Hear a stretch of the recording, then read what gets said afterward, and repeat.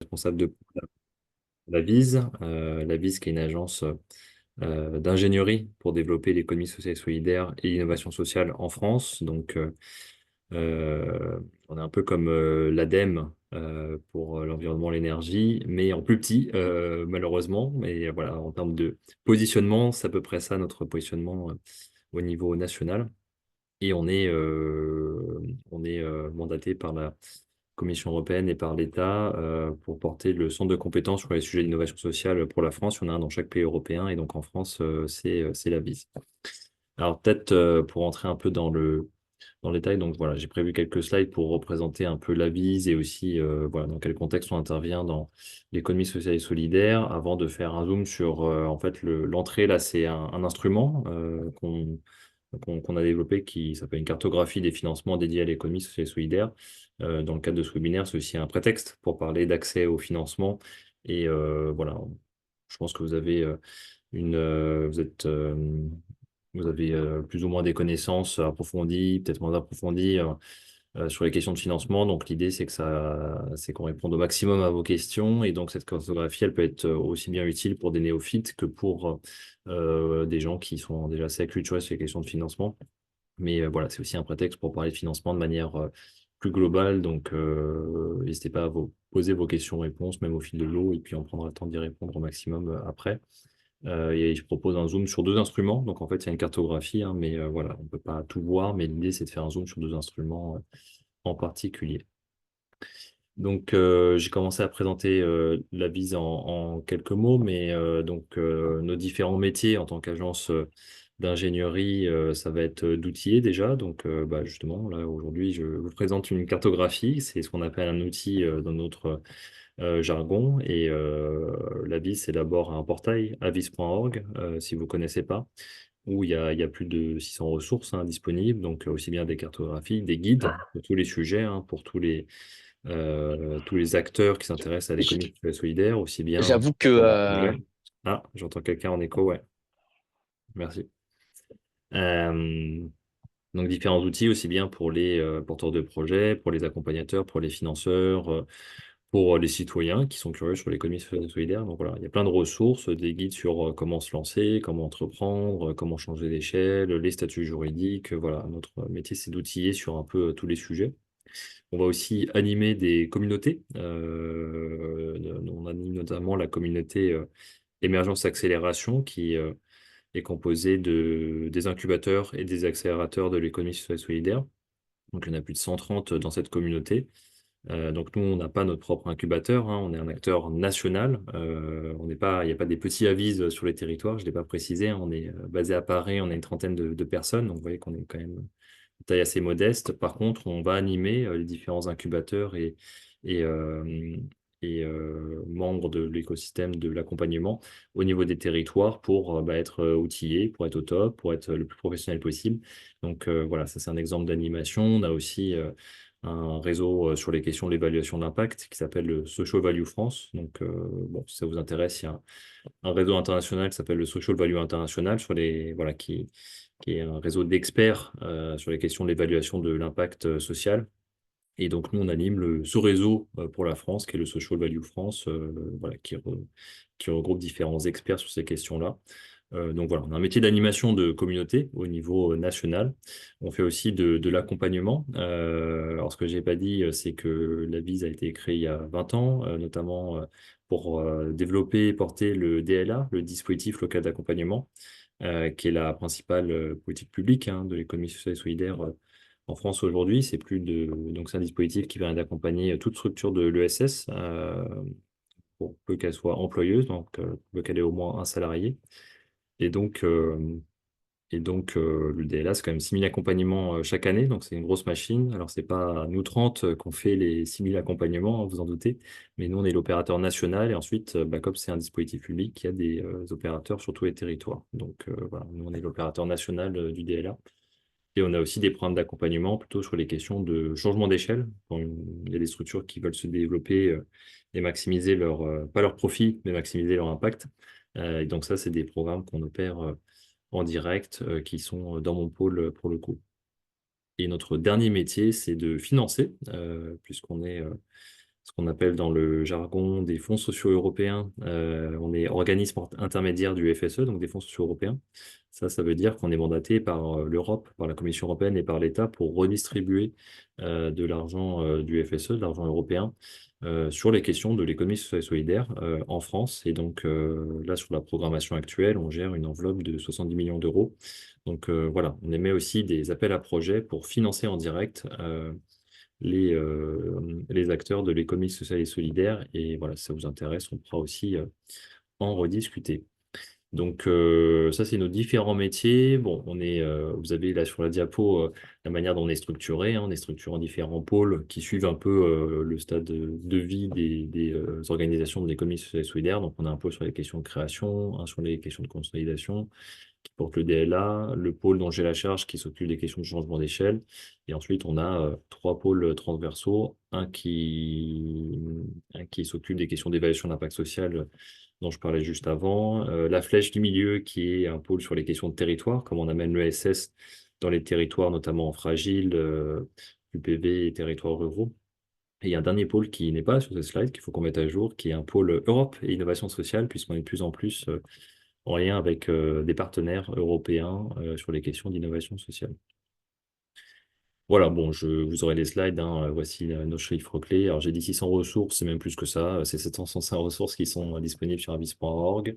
Voilà, le portail il est très consulté et donc au total, c'est 600 dispositifs d'accompagnement qu'on anime au niveau national.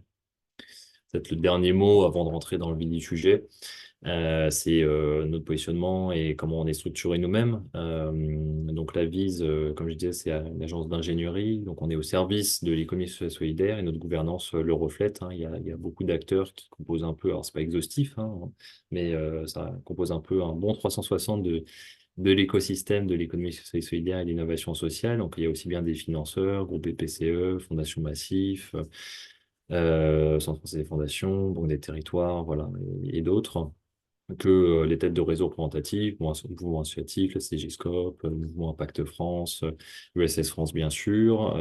Il y a aussi des bénéficiaires de nos actions, donc des incubateurs, des entrepreneurs sociaux. Voilà, donc l'idée c'est d'avoir des DLA. Donc l'idée dans nos gouvernances c'est d'avoir tous ces acteurs qui sont là dans la vis pour aussi piloter l'action, dire où sont les besoins et s'assurer finalement que ce qu'on développe les actions, les programmes qu'on porte, soient au service de l'écosystème et que ce soit le plus utile possible. Et pour votre info, en termes de financement, on est financé par des fonds européens à peu près pour un tiers par la Banque des territoires et le tiers restant, ça va être des fonds ministériels, hein, de différents ministères et un peu de fonds privés via des fondations en fonction des programmes qu'on porte. Voilà, donc ça c'est pour resituer qui on est, comment on fonctionne, comment on est financé, c'est toujours intéressant, surtout quand on parle de financement. Donc le sujet du jour, c'est cartographie des financements. Donc c'est un outil qu'on a développé il y a plusieurs années, qu'on a mis à jour il y a 2 ans et qui est pas mal utilisé. Et comme je disais, c'est un peu un prétexte pour parler de financement. Ce qu'on s'est dit avec l'opération Milliard, c'est que ça peut être intéressant de faire un peu de remise en contexte, hein. Donc bon, peut-être ça va être des révisions pour certains. Peut-être que vous allez apprendre des choses, mais on se dit que ça peut être pas mal de partager quelques éléments sur déjà la situation en termes de financement de l'économie sociale et solidaire. Alors là, je vous montre un graphique que vous connaissez peut-être, hein, qui est issu d'un travail qui est fait depuis 2005, pas tous les ans, mais tous les 5 ans à peu près, par une équipe de recherche dirigée par deux chercheurs, hein, Viviane Chernonog et Lionel Proutot, qui se concentrent sur les associations. Donc, on n'est pas sur toutes les entreprises de l'ESS. Alors, petit point jargon, à la base, on parle d'entreprise de l'ESS pour comprendre, mais ça comprend toutes les familles, hein, aussi bien les associations que les coopératives, que les entreprises à statut capitalistique. Voilà, on met tout ça sous le même terme d'entreprise parce qu'on entreprend. Donc, ne vous étonnez pas s'ils utilisent ce terme aussi pour parler d'association. En tout cas, ici, voilà, c'est un focus sur les associations, mais bon, ça traduit bien, c'est pour ça qu'on le montre assez souvent dans ce genre d'intervention, l'évolution sur les financements. Et donc là, vous voyez en fait l'évolution des ressources, donc des budgets des associations en France. Alors, on n'est pas sur une étude statistique exhaustive, on est sur sur un recueil de questionnaires, mais bon, je crois qu'il y a plus de 6000 répondants, hein, donc c'est quand même assez significatif.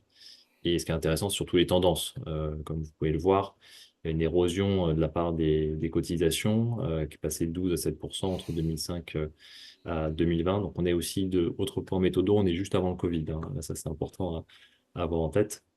Dont les mécénats, on est resté à 5%.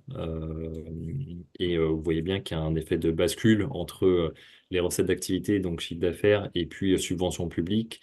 Par contre, ce qu'il faut tout de suite avoir en tête, c'est les tableaux du milieu, là, les graphiques du milieu, pardon, c'est qu'en fait, il n'y a pas un effondrement de l'implication des pouvoirs publics, il y a surtout un transfert dans la manière de travailler avec du public, en fait, hein, avec les acteurs associatifs, où il y a de plus en plus de commandes publiques. Donc, c'est la posture qui change, qui évolue, plus qu'un désengagement complet, pour le dire ainsi.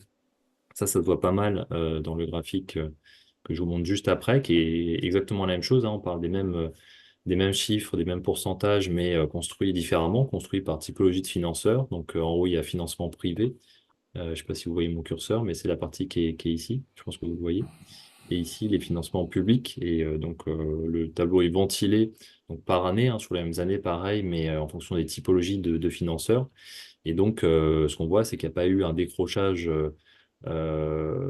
complet donc, sur cette base de données-là, hein, du financement public, puisque en 2005, il était à 51% et 2020, 52%. Bon, après, encore une fois, on est en 2024 aujourd'hui, il faudrait mettre à jour les chiffres, mais voilà, ça remet un petit peu en contexte pas mal de choses. Et donc, ça explique bien, faut bien avoir en tête ce qu'on s'est dit juste avant sur la bascule, par contre, sur commande publique, qui est vraiment, pour le coup, importante. Autre point, d'un point de vue méthodo, c'est que là, on parle de pourcentage, donc de valeur relative et pas de valeur absolue.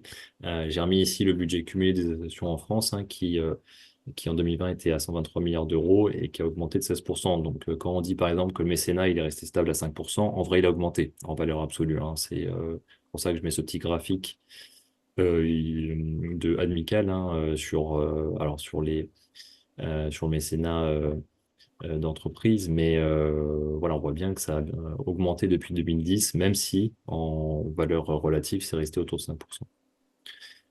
Peut-être l'autre info intéressante à avoir en tête, c'est la partie Union européenne qui est restée stable à 1%. Ça n'a pas évolué, encore une fois, en valeur relative. Par contre, on le sait, hein, à chaque programmation, on se fait taper des doigts par l'Europe, par l'État, sur le fait qu'on n'utilise pas assez, enfin par l'Europe surtout, par le fait qu'on n'utilise pas assez les fonds européens. Et effectivement, bon, là, on est sur des chiffres à 2020, 2024, il y a quand même pas mal d'incertitudes sur l'ESS, sur le financement dans l'ESS, et notamment pour les associations. Donc, il y a quand même, et quand il y a de l'incertitude, bah, les fonds européens, bon, ils ont des avantages aussi, on pourra en parler, enfin, les avantages, il y a des choses à avoir en tête, notamment sur la partie trésorerie, mais ils ont quand même l'avantage d'être structurant et structurel, hein. On parle de programmation sur 7 ans. Donc ça peut quand même apporter bah, une réponse, une solution quand on est en situation d'incertitude. Donc ça, c'est intéressant de le noter et de voir qu'il y a des marges de progression, en tout cas en France, sur la manière d'aller récupérer des fonds européens. Ça, c'était un premier élément. Deuxième élément, bon, on est sur les rappels, hein, peut-être, mais se demander pourquoi on veut chercher des financements, qu'est-ce qu'on veut financer. Souvent, quand on prend la cartographie des financements, on a un peu le retour de, OK, il y a plein d'acteurs à les financer, mais bon, important de recontextualiser le pourquoi et qu'est-ce qu'on cherche à financer. Et le premier point, c'est quand on parle d'économie sociale et solidaire. Nous, à la Vise, bon, il y a trois grands piliers, hein. La poursuite d'une utilité sociale au sens large, gouvernance démocratique, partage donc, du pouvoir et partage aussi de la richesse, pardon, lucrativité limitée ou nulle. Nous, à la Vise, on rajoute un quatrième grand pilier qui est le fait d'avoir un modèle économique viable. S'il n'y a pas de modèle économique, bah, il n'y a pas d'utilité sociale, finalement, il n'y a pas de projet, donc c'est quand même un pilier important, tout en rappelant que le modèle économique est au service de l'utilité sociale et pas l'inverse. Mais donc, c'est une dimension bah, intégrante de tout projet de l'économie sociale et solidaire qui doit être travailler et qui est fondamentale en fait pour savoir ce qu'on veut faire et s'assurer qu'on le fait dans les bonnes conditions. Donc, une fois qu'on dit ça, quand même, une spécificité dans l'ESS, c'est que les modèles économiques peuvent varier. On parle de modèles économiques hybrides, hein. Je pense que vous connaissez les modèles économiques qui peuvent être souvent marchands, non marchands. Dans l'ESS, il y a aussi beaucoup d'hybridation dans les modèles économiques. Quand on dit hybridation, ça veut dire des modèles économiques qui peuvent avoir une activité marchande et non marchande, ou du marchand qui permet peut-être de financer la partie non marchande. Donc ça, c'est quand même une spécificité qui a un impact sur les recherches de financement, hein, vous me voyez venir.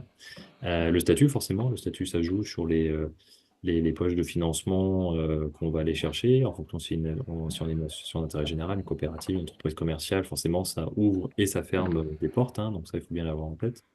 Et forcément, le stade d'avancement dans le projet, si on est au stade d'idéation, si on est en création, si on vient d'être créé, si on est au contraire déjà implanté un peu partout en France et qu'on veut diversifier son activité ou créer une nouvelle antenne ou fusionner, forcément, les besoins vont être différents et donc les outils vont être différents aussi. Et pour aller un peu plus dans la dentelle, mais voilà, encore une fois, vous aurez les slides. Ça, c'est une illustration de France Active.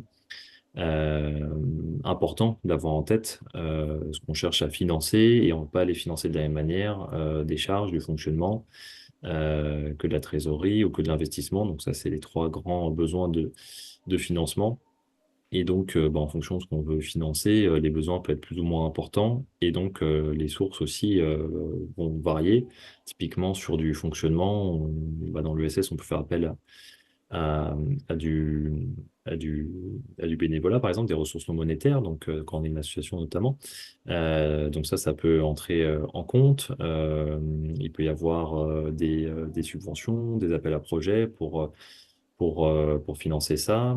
Mais voilà, c'est pas avec l'appel à projet, a priori, qu'on va financer le décalage de trésorerie. Et si on a besoin d'investir, oui, voilà, d'acheter un véhicule, du matériel, aménager un local, la question des fonds propres va vite se poser. Donc, ce diagramme, je trouve, il permet bien de se représenter rapidement et avoir en tête les éléments par rapport à qu'est-ce que je cherche à financer. Enfin, c'est un peu la question, hein, c'est de bien recontextualiser. OK, souvent, on se dit il faut que j'aille des fonds, il faut les développer, mais très important de toujours resituer, notamment pour les financeurs, enfin pour sa stratégie et pour les financeurs, ce qu'on cherche à financer, pourquoi, et ça va permettre de mieux identifier les financeurs qui vont répondre à mon besoin.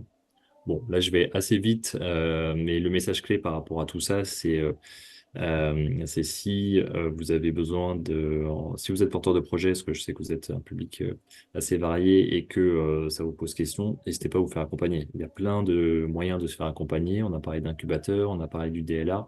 Voilà, si vous avez des questions, on pourra y revenir. France Active accompagne sur ces questions-là aussi. Ils ont des solutions de financement. Donc voilà, n'hésitez pas à vous faire accompagner s'il y a besoin de clarifier ce point et de bien identifier à la fois le modèle économique et les manières de financer ces différents postes. Alors voici le fameux outil, la cartographie des financements. Donc l'idée, c'est que ce soit un outil utile pour vous, que vous soyez accompagneur, financeur, porteur de projet.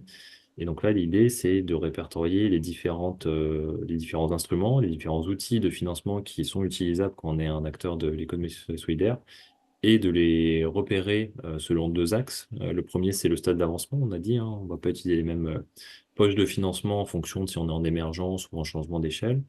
Et l'autre point, on a vu dans la slide d'avant, c'est si on, en fonction de nos besoins, on va aller chercher de la dette ou du fonds propre ou des subventions, des dons ou du quasi-fonds propre. Donc quasi-fonds propre, c'est un peu la tranche intermédiaire entre les fonds propres et des prêts. C'est pas spécifique à l'ESS, mais quand même dans l'ESS, on y a moyen de plus recours. Et ça peut être très utile parce que quand on est une asso ou une SIC par exemple, ça peut être plus compliqué en moyenne, je mets beaucoup de guillemets, hein, qu'une entreprise commerciale classique pour lever des capitaux et des fonds propres. Donc les quasi fonds propres peuvent jouer un rôle intéressant pour réussir des opérations de levée de fonds significatives.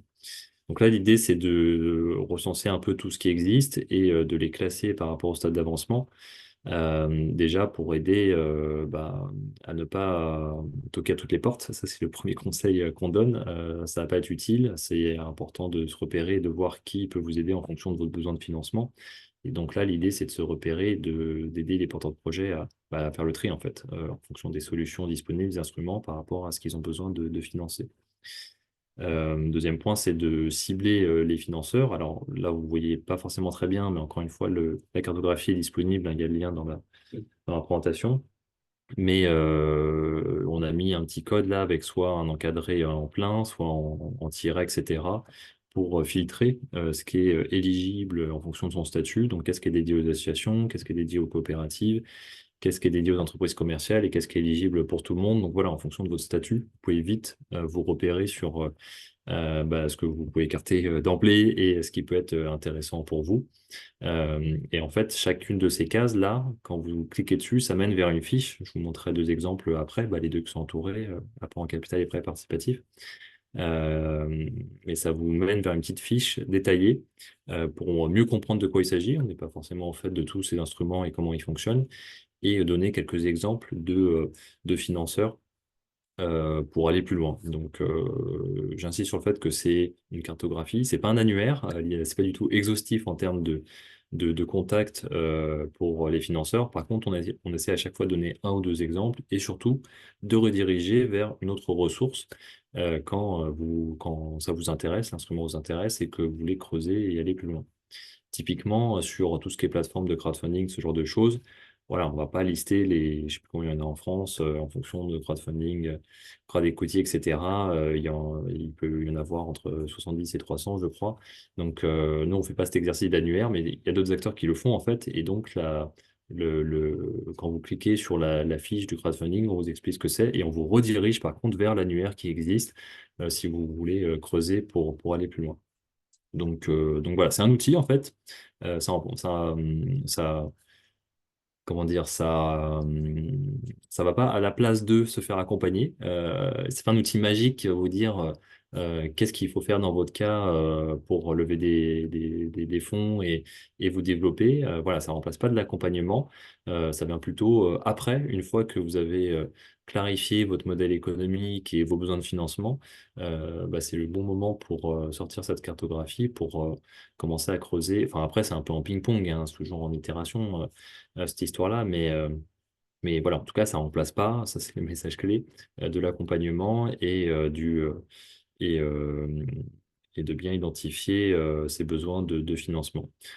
Par contre, ça peut être aussi utile pour identifier, commencer à contacter des financeurs, même si vous n'avez pas complètement terminé votre business plan ou si vous n'êtes pas complètement abouti dans votre calibrage stratégique, parce que bon, le retour des financeurs, hein, souvent, c'est de dire que c'est intéressant de les contacter suffisamment tôt pour déjà pour vous, pour identifier un petit peu leur manière de fonctionner, ce qu'ils ont en tête, leurs critères, leurs échéances aussi en termes de comité, ce genre de choses, et aussi peuvent vous rediriger et vous accompagner.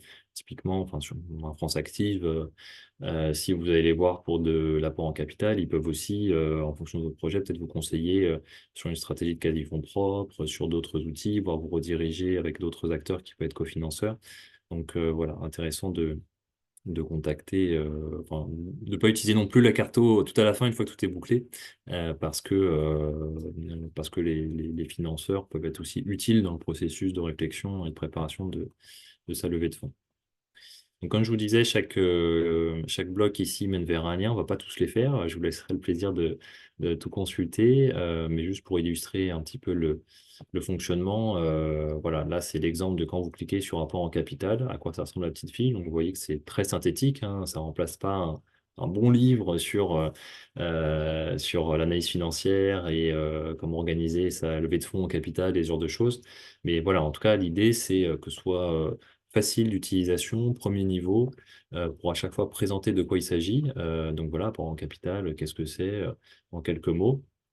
Rapidement dire les structures qui sont éligibles, donc rappeler si c'est pour tout le monde, si au contraire il y a des subtilités à avoir en tête. termes de style, bon, là, on est sur quelque chose de très basique, hein, pour en capital, mais on parle par exemple aussi du compte courant associé, ce genre de choses. Donc, ça permet d'apporter un peu d'informations complémentaires sur les modalités. Alors, sur les montants, bon, là, ça n'a pas trop de sens dans le rapport au capital de mettre un montant moyen, par exemple, mais pour les plateformes de financement en crowdfunding, ce genre de choses, quand on a l'info, on met le montant moyen, ça vous permet de vous guider aussi sur qu'est-ce que vous êtes en capacité d'espérer, d'attendre par rapport à un instrument de financement. Et donc, comme je disais, fiche acteur. Donc là, on renvoie vers des exemples d'acteurs. Donc, encore une fois, apport en capital, la liste serait extrêmement longue s'il fallait tous les citer.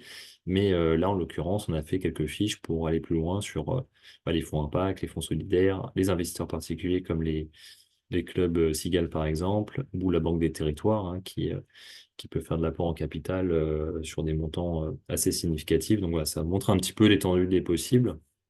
Encore une fois, c'est pas exhaustif, mais ça permet de mieux comprendre et mieux situer le sujet et d'avoir des liens pour aller plus loin si c'est nécessaire. Après, si vous avez des questions spécifiques là-dessus, on pourra y revenir. Enfin, je veux dire, sur l'apport en capital, on pourra y revenir dans la séance de questions-réponses.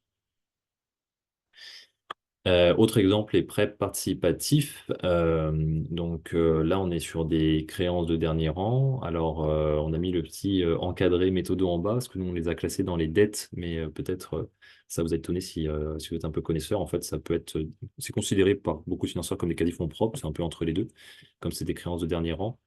Mais donc, l'objet, c'est bien de financer plutôt du moyen long terme, hein, généralement 3 à 7 ans, c'est ce qu'on a mis ici, sans garantie personnelle. Encore une fois, tout acteur peut en faire, hein, aussi bien les acteurs bancaires que France Active, qu'on a cité ici, qui en fait pas mal, que la Banque des Territoires, voilà, des outils déployés par les CGScope. Donc, comme vous voyez, on est un peu sur la même chose, hein, présentation de l'offre, qu'est-ce que c'est pour bien comprendre, on peut s'y perdre dans tous ces termes, avance remboursable, prêt participatif, etc. Donc, on resitue l'offre, pour qui c'est, modalité montant proposé quand on a l'information, et puis un zoom avec un ou deux acteurs pour aller un petit peu plus loin. Donc, voici comment fonctionne la cartographie, hein. Vous voyez, c'est assez simple.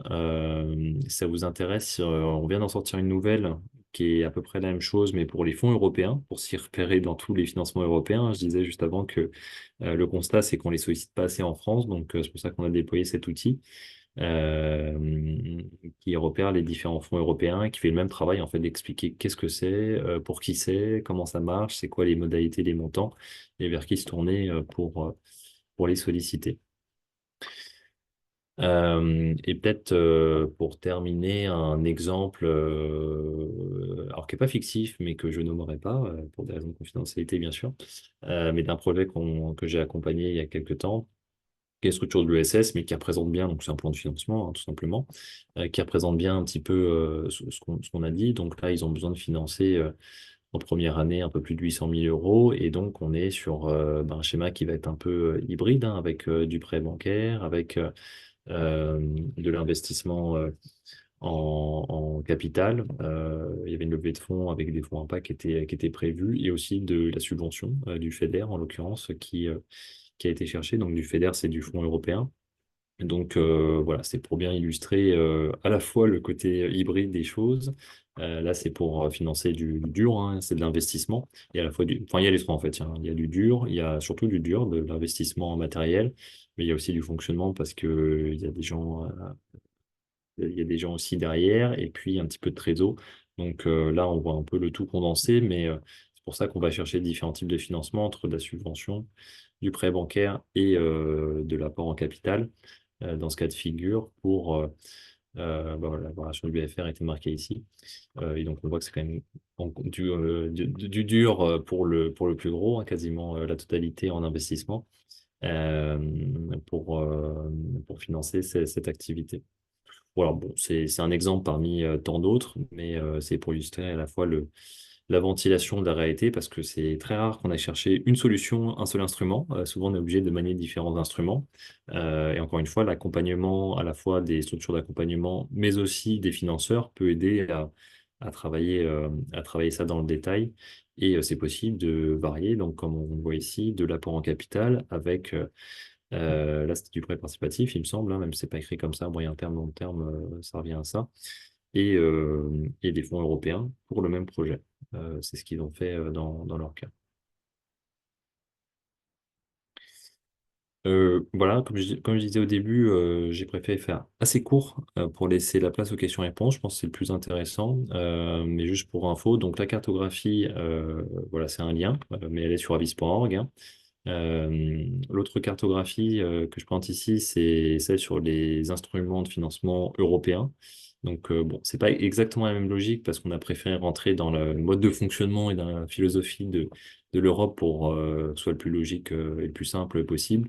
Mais ça permet d'identifier qu'est-ce qui est géré en direct par l'Europe, qu'est-ce qui est géré par les États membres en fonction de domaines d'activité et donc de s'y repérer sur bah, toutes les poches. Comme vous voyez, il y a beaucoup de liens, donc ça veut dire qu'il y a quand même beaucoup de choses qui existent. Et le dernier point, c'est sur le Fonds social européen. Comme je disais, on est organisme intermédiaire, on mène des appels à projets, mais on sait qu'on n'est pas les seuls, hein. Les régions sont aussi autorités de gestion du FSE, ont des appels à projets, il peut y avoir des appels à projets donc, sur les territoires. Voilà. Donc on a sorti un guide pratique sur le FSE pour décortiquer un petit peu le mode opératoire, les bonnes pratiques, les pièges à éviter. Donc voilà, encore une fois, tout ce qu'on fait, je n'ai pas dit, mais c'est gratuit, donc pas hésiter à l'utiliser ou à l'envoyer à votre DAF pour qu'il le décortique. On l'a fait justement sur la base de nos 20 ans d'expérience hein, en appel à projet européen. Et nous-mêmes, on touche du FSE à la vise, hein, donc on est rompu aussi à la méthode et on partage nos bonnes pratiques dans ce guide-là, si c'est un sujet qui vous intéresse.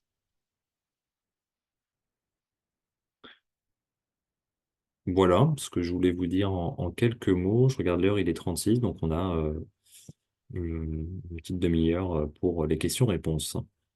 Pierre, je te repasse la main, je sais pas comment tu veux procéder. Eh bien, on avait plusieurs questions. Je ne sais pas si tu as accès au chat, Michael. La première, il me Ah semble oui, que j'ai pas c'était regardé. celle de Christophe Lefebvre et qui parlait du DLA, entre autres. Alors, je remonte la liste. Toc. Ça, c'est les bonjours. Bonjour, bonjour. 18h16. 16, ok. Ah oui, sur le DLA, oui, effectivement. Le DLA ne peut pas être actionné s'il n'y a que des bénévoles dans l'association.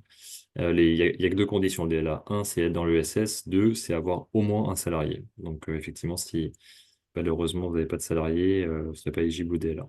Par contre, les incubateurs peuvent accueillir des projets où il n'y a pas forcément de salariés, en fonction des incubateurs. Mais ça peut être intéressant. On a un annuaire sur les incubateurs de l'ESS, donc qui est un annuaire pour le coup exhaustif et avec le détail par région. Donc, vous pouvez aller dessus et voir les incubateurs dans votre région.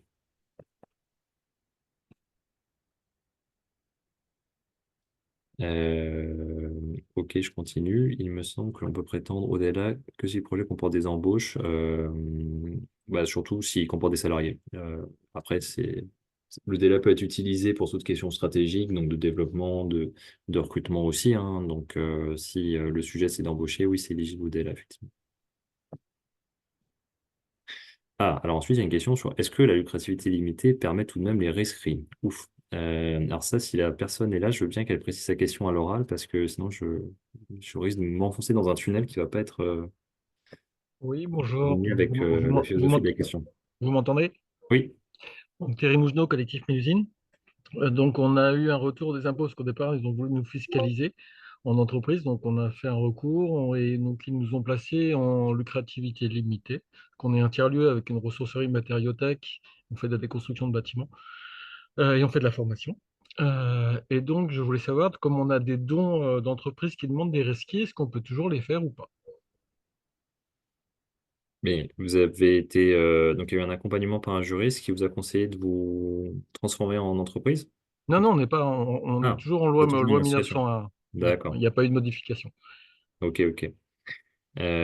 Sur le rescrit, je suis toujours un peu gêné parce que on travaille pas mal avec des fondations et il y en a pas mal qui déconseillent aux associations avec lesquelles elles travaillent d'aller chercher le rescrit. Parce que le constat qu'on fait quand même, c'est qu'en fonction bah, des interlocuteurs à l'administration fiscale, le résultat peut être assez variable et par contre, ça peut faire jurisprudence. C'est-à-dire, si vous avez un retour négatif de rescrit, bah, ça, c'est acté dans le marbre, comme quoi vous n'êtes pas d'intérêt général. Par contre, si vous ne le demandez pas, bah, c'est à l'appréciation du mécène. Donc, Donc voilà, je peux pas vous dire autre chose que ça malheureusement, mais Donc, entre-temps, on est passé ESUS, hein, donc ça, le souci a été résolu, mais pour les impôts, on est en lucrativité limitée.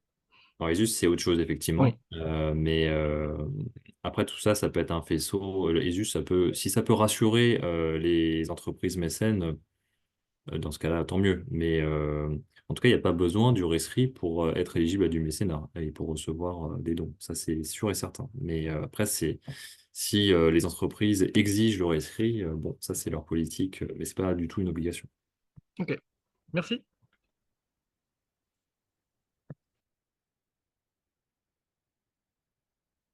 Alors, je continue. Pouvez-vous nous partager le lien vers la cartographie? Je crois que ça a été fait. Sinon, je peux le faire après, pas de souci.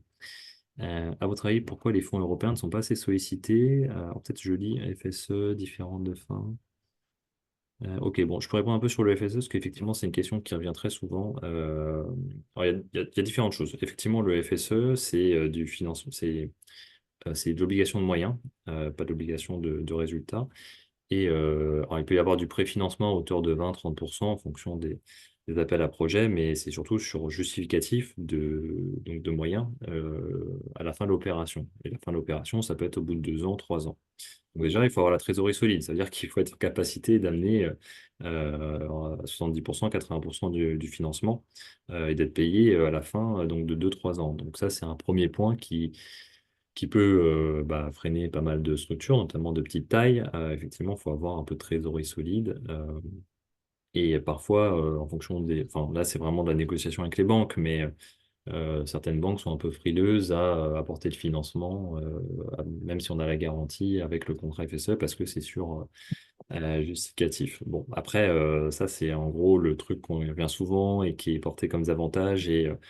Mais bon, à côté, l'avantage, c'est que c'est structurel, structurant, comme je disais, et on est sur des beaux montants quand même avec le FSE, et on est sur l'obligation de moyens et pas de résultats, ce qui est quand même intéressant, hein.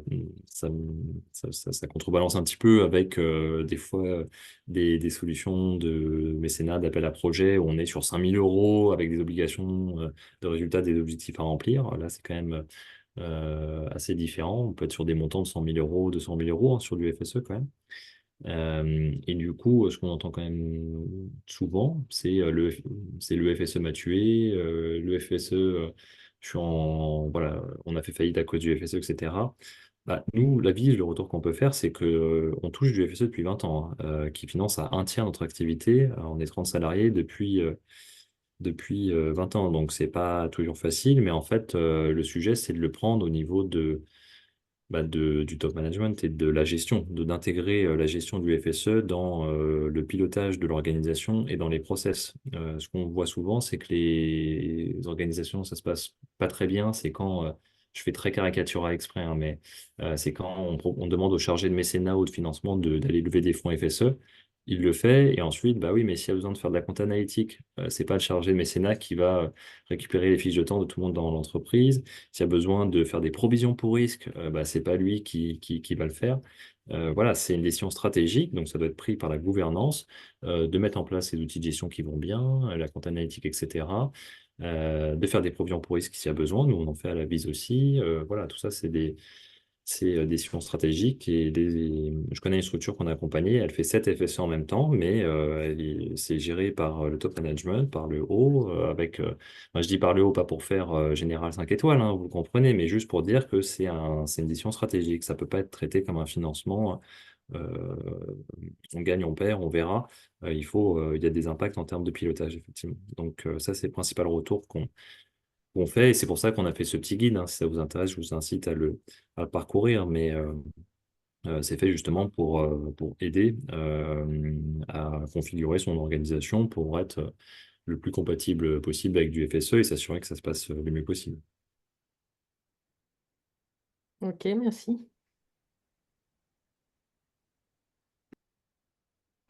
Je ne sais pas si j'ai répondu aux questions. N'hésitez pas peut-être à intervenir hein, si ça soulève d'autres questions. Pour moi, pour le FSE, c'était très clair. Ce que je comprends, c'est du coup pas de trésorerie suffisante des fois pour solliciter le FSE et peut-être des difficultés à mettre les outils de gestion en place pour pouvoir aller chercher les fonds. Et du coup, ce que vous expliquez, c'est qu'on a des possibilités d'avoir des fonds FSE plus que ce qu'on va solliciter aujourd'hui. C'est-à-dire qu'il y a des enveloppes qui ne sont pas utilisées, c'est ça? Alors, mon commentaire était pour les financements européens de manière large, mais c'est vrai aussi sur le FSE, mais un peu, bon, c'est plus pour les autres enveloppes parce que le FSE, on en parle beaucoup et c'est vrai c'est là où il y a le plus d'argent. Non, je crois que c'est sur le FEDER qu'il y a le plus d'argent, mais le FSE, c'est quand même une grande poche de financement. Mais mon commentaire était plus global parce que enfin, vous pouvez le voir sur la cartographie des financements européens qu'on a proposé. Il y a des programmes qui s'appellent thématiques, LIFE, famille sur asile migration, ce genre de choses. Donc là, pour le coup, c'est très méconnu. C'est un peu ça le retour qu'on a. Et parfois, il y a des solutions de financement qui sont plus simples que le FSE pour le coup. Typiquement Erasmus+. Erasmus+, c'est pas que envoyer des étudiants dans d'autres pays. Il peut y avoir des solutions de financement pour des salariés et j'ai déjà vu qu'il y a des prix de financement quasiment à 100% sur Erasmus+. Donc, bon, ça c'est un petit exemple, hein, bien sûr, mais voilà, en tout cas, il y a d'autres pistes et la sous-utilisation des fonds européens, c'est quand même plus sur les autres poches de financement que le FSE. Oui. En tout cas, le FSE fait peur d'habitude. Quand j'en parle, d'habitude, ça fait peur. Et effectivement, si on n'est pas structuré, je comprends que ça puisse faire peur, hein. Il faut être structuré. C'est juste ça qu'il faut avoir en tête. Ok, je vous remercie. Enfin, juste, tout est dans le juste, quoi. La nuance du juste. Tâche des filles sur la question. Il y avait une question spécifique sur Outre-mer. Alors là, pour le coup, je ne peux pas répondre. Je suis désolé. Je sais que bah, typiquement sur les dispositifs publics, enfin, le DLA, il y en a en Outre-mer. France Active, ils sont actifs en Outre-mer, donc ça peut être intéressant de se rapprocher d'eux. Après, étant pas basé en Outre-mer moi-même, je ne connais pas trop voilà, la dynamique des financeurs et leurs spécificités. Mais il existe des choses quand même, hein. Typiquement, je pense, j'ai parlé des clubs Sigal. Alors, je connais bien Club Sigal, je préfère le dire parce que je suis moi-même dedans et j'ai été investi dans le mouvement. Mais il existe maintenant des clubs Sigal sur la zone Caraïbe, la Guadeloupe-Caraïbe. Donc, voilà, il y a quand même des choses qui se passent en Outre-mer euh, et qui peuvent être intéressantes pour vous. Je continue. Est-ce que les fondations interviennent avec d'autres outils que les dons, je pense aux titres participatifs et ou obligations pour des SIC? Alors, à ma connaissance, non, parce que normalement, fondations, au sens mécénat, doivent uniquement financer des projets d'intérêt général. Enfin, il peut être contrôlé par Bercy, hein, c'est un peu ça la question. Bon, ça renvoie à la question du rescrit avant, mais en tout cas, oui, sur les SIC, ça pose question, parce qu'en fait, moi, ce que j'en comprends, c'est qu'il y a un flou juridique là-dessus. Il y a des exemples de fondations qui ont financé des SIC, mais via de la subvention, hein, pas de titre participatif obligation. Et je ne crois pas qu'ils puissent faire d'autres, enfin, qu'ils puissent utiliser d'autres instruments financiers. Enfin, j'en connais pas en tout cas, et à ma connaissance, c'est pas possible. Par contre, ce qui peut se passer, enfin, il existe des structures qui ont différents instruments. Typiquement, je pense à la Fondation Massif parce qu'ils sont dans notre gouvernance, mais la Fondation Massif agit donc au titre de la fondation, mais la Massif a aussi, en tant qu'entreprise, un fonds à impact qui permet de faire. Et donc, des fois, il y a des projets qui sont en association de préfiguration financés par la fondation, et ensuite, quand ils créent une SIC ou autre chose, ça peut être un dossier qui est soumis au fonds impact de l'entreprise. Donc ça, c'est des choses qui peuvent exister effectivement.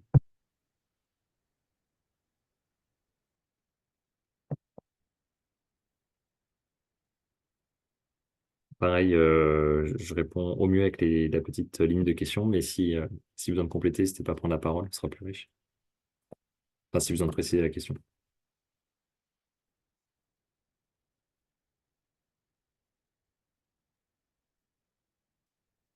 Euh, sinon, je poursuis. Alors, ensuite, je suis à 18h47. On est bientôt remonté. Sans tabou, on est entre nous. Une majorité de petites structures font la course à l'appel à projet, parfois sous l'angle opportuniste, pour répondre en réalité à un besoin de financement de fonctionnement. Existe-t-il des dispositifs qui financent simplement du fonctionnement? Question difficile, mais oui, oui, c'est une réalité que je connais bien, qui est décrite effectivement. Multiplier les appels à projets qui veulent tous de l'innovation pour financer l'impact qu'on a déjà en termes de fonctionnement. Euh, Je peux pas répondre, ça dépend tellement de votre structure, mais là, je renverrai à de l'accompagnement. Nous, les situations qu'on voit, en fait, c'est intéressant de se faire accompagner, hein, d'avoir un œil externe pour analyser, par exemple, je prends un exemple, si vous êtes une structure, une SIAE, un atelier chantier d'insertion, vous avez différents domaines d'activité, un sur les espaces verts, l'autre sur la maintenance industrielle, trois euh, sur le, sur le courrier, par exemple, gestion du courrier, euh, et qu'il y a des besoins de financement du fonctionnement qui sont mis en difficulté par le contexte de l'insertion, tout simplement. Ça peut être intéressant de se faire accompagner pour analyser un peu la situation globale sur le prisme des domaines d'activité stratégiques, hein. Souvent, les consultants DLA ou France Active, ou nous, on intervient comme ça. Voilà, ça permet de prendre des décisions sur comment financer l'activité au global avec une meilleure compréhension du modèle économique éclaté en fonction des différentes domaines d'activité stratégiques. Donc, ouais, pour mieux financer le fonctionnement, je pense que vraiment, il faut se faire accompagner parce que ça dépend de votre modèle, ça dépend de ce que vous voulez faire, ça dépend de vos stratégies. Malheureusement, il n'y a pas une réponse unique à cette question. Après, le FS, je reviens au FSE, mais en même temps, c'est parce que je maîtrise bien, vu qu'on est financeur, le FSE finance du fonctionnement. Euh, mais voilà, il faut juste avoir en tête les points que j'ai dit avant, la trésorerie, la capacité de pilotage. Donc, effectivement, si vous êtes que des bénévoles ou une asso avec un salarié ou deux salariés, c'est pas forcément adapté, mais le FSE finance du fonctionnement. Donc, ça, c'est intéressant. Et sur plusieurs années. Donc, ça peut être intéressant.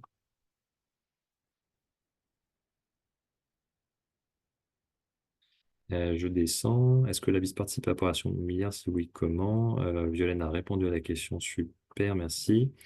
Nous sommes sur une sollicitation de FSE et nous pouvons conseiller le fait de se faire accompagner par un cabinet spécialisé. Exactement, c'est payant, mais cela peut se mettre dans les dépenses. Je sais pas. Je suis pas expert FSE. Enfin, j'ai des collègues qui s'occupent de ça. Mais c'est possible que ça puisse rentrer. Voilà, je me prononcerai pas là-dessus. Par contre, oui, un bon conseil, c'est de se faire accompagner, encore une fois, même si c'est payant. Surtout si c'est votre premier FSE, ça peut valoir le coup de passer par un cabinet pour aider déjà à structurer ce qu'on a dit en termes d'outils de pilotage, parce que les cabinets font pas que la réponse, ils peuvent vous accompagner là-dessus, à faire un peu l'audit de votre organisation et voir les zones de risque, comment sécuriser votre opération de FSE, et vous accompagner dans la première réponse, les deux premières réponses. Bon, c'est pas une obligation du tout, hein. Nous, on regarde pas si ça a été accompagné, ça a plus de points que si ça n'a pas été accompagné ou l'inverse. Mais, euh, mais effectivement, il y a pas mal de cabinets qui travaillent très bien sur ce sujet, qui maîtrisent bien. Et oui, ça peut valoir le coup de se faire accompagner, notamment si c'est la première fois que vous en faites. De manière générale, même dans l'économie sociale et solidaire, il existe des leveurs de fonds, hein. C'est un métier qui existe aussi dans l'ESS avec différentes modalités possibles, hein. Il y a des leveurs de fonds qui interviennent de A à Z, qui font même les rendez-vous à votre place. Il y en a d'autres qui vont vous aider à faire la veille, mais c'est à vous de prendre le relais ensuite. Il y en a qui ont différents schémas de rémunération. Donc, euh, ouais, il peut exister ce type de solution aussi, même dans l'ESS. Est-ce qu'il y a des acteurs particuliers pour le financement de l'ESS dans le numérique? Je ne sais pas. Je vais pas dire de bêtises. Donc, il y a sûrement des fondations qui existent qui ont un prisme numérique. Je pense que ça existe. Après, ça peut être intéressant de se rapprocher des acteurs d'accompagnement sur le numérique là-dessus. Je pense à Sherit. Il y a un centre de ressources du DLA sur le numérique aussi, hein, porté par Solidatech. Donc, peut-être que ces acteurs-là, qui sont spécialisés numérique, ont un peu plus l'habitude de ces sujets et pourront vous aiguiller vers des financeurs du numérique. Après, je sais qu'il y a de fondations, de groupes informatiques, donc, et je ne sais pas dire s'ils ont des axes d'intervention sur le financement de projets numériques. Si, j'en ai en tête, en fait, Google, tout simplement. Google a un programme avec des beaux financements sur le numérique, donc, donc voilà, ça c'est un exemple d'acteur du numérique. Est-ce qu'il existe un annuaire des fondations? La réponse est oui. Le Centre français des fondations et fondations gère l'annuaire des fondations. Il me semble qu'il est payant, mais je crois que c'est un prix de l'ordre de 39-49 euros. J'ai plus le chiffre exact en tête, mais bon, c'est accessible. On n'est pas sur un annuaire à 1000 euros, quoi. Mais voilà, sur leur site, Centre français, CFF, Centre français des fondations, vous allez trouver l'annuaire en question.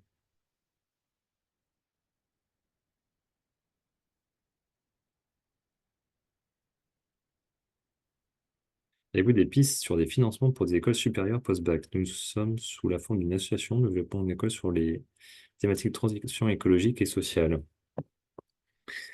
Euh, c'est un peu dur de répondre comme ça au débeauté. Par contre, ce qui est sûr, c'est qu'il y a des fondations qui s'intéressent aux questions d'éducation. Il y en a même pas mal, hein, des fondations et des mécènes qui s'intéressent à ce sujet-là. Je pense à la fondation Alpha Omega, par exemple. Si vous connaissez pas, mais c'est pas les seuls, hein, il y en a plein d'autres. En tout cas, voilà, c'est un axe qui revient assez souvent quand même dans les fondations. Donc, il y a pas mal d'acteurs qui vont s'intéresser à ce sujet. Après, sur la thématique spécifique du post-bac, là, je, je saurais pas dire. Il faut échanger avec eux et voir si c'est des sujets qui les intéressent, je pense.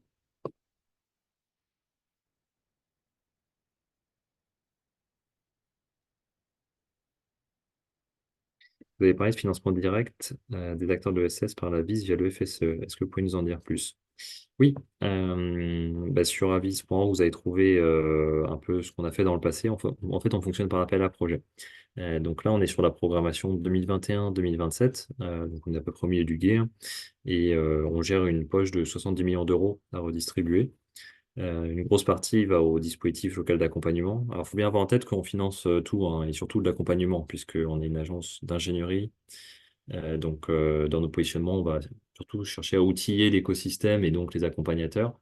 Mais on a aussi fait des appels à projets pour financer des projets, notamment en changement d'échelle, euh, et des programmes d'accompagnement, par exemple, au niveau national. Peut-être ce qu'il faut avoir en tête quand même par rapport au FSE à la vie, c'est que nous, on est mandaté par l'État français, la DGEFP, pour gérer le FSE au niveau national. Et à côté de ça, il y a du FSE qui est géré dans toutes les régions de France. Toutes les régions sont organismes intermédiaires du FSE. Donc nous, comme un acteur national, on ne va pas pouvoir financer un projet sur un territoire ou un incubateur sur un territoire. Ça, c'est le domaine de compétence de la région et on ne peut pas aller là où ils sont déjà. Donc nous, on va que financer, entre guillemets, des sujets d'intérêt national. Donc par exemple, typiquement un projet d'essaimage, quoi, un projet qui est sur un territoire et qui a fait sa preuve de concept et qui veut essaimer sur d'autres territoires, ça, c'est pas les régions qui vont le financer. Du coup, ça tombe de notre côté. Et donc, ça, on peut le financer par le FSE et a priori, on va lancer les appels à projets dans ce sens-là en 2025, hein, si vous rentrez dans cette case spécifiquement.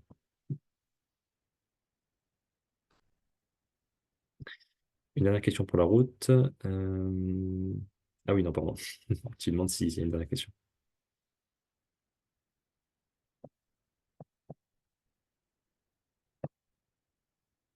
Après, oui, donc sur le FSE, n'hésitez pas à vous inscrire à notre newsletter, hein, on communique sur les appels à projets comme ça. Et sinon, de manière globale, il existe maintenant pas mal de sites, hein, pour repérer les appels à projets en termes de tips pour faire de la veille, lesaides.fr. Il y en a tellement qu'il y en a trois quatre que j'ai oublié un petit peu, mais quand on tape les mots-clés qui vont bien sur Google, on tombe sur ces annuaires qui sont plutôt bien faits. Voilà, sur Care News, il y a ce qu'il faut aussi. Maintenant, il y a des filtres aussi ESS, hein. Il y a des filtres ESS, il y a des filtres thématiques, hein, comme on disait, éducation. Enfin, j'ai vu passer des questions là-dessus. Il y a des filtres territoire. Donc, franchement, ça aide vraiment beaucoup pour bien organiser sa veille et quasiment tout, les appels à projets des fondations, etc., passent dessus. Fondation de France, ça peut être intéressant à suivre aussi, hein. Ils font quand même de gros appels à projets structurants. N'hésitez pas à les contacter en direct aussi, hein, si besoin. Ils fonctionnent par programme. Donc, euh, donc oui, pas hésiter à alimenter sa veille constante avec ces sites-là. Est-ce qu'il y a des experts comptables spécialisés ESS? Oui, je vois que Violaine a cité Finacop, effectivement. Côté Avis, on travaille aussi avec Hendrix, anciennement ESS Expertise, qui est un autre cabinet. Voilà, mais il en existe plusieurs, effectivement, des cabinets qui ont cette spécialité ESS, effectivement. Pareil pour des juristes, hein, il y a même des cabinets juridiques spécialisés ESS maintenant. Financement du dispositif d'essaimage dont vous avez parlé aura lieu quand? Quel mois? Là, je peux pas dire parce que c'est l'État qui maîtrise le calendrier. En tout cas, ce qui est sûr, c'est qu'on veut lancer pour 2025. Voilà, restez Restez connectés, tenez-vous informés, a priori début 2025, mais il n'y a pas de calendrier arrêté pour l'instant.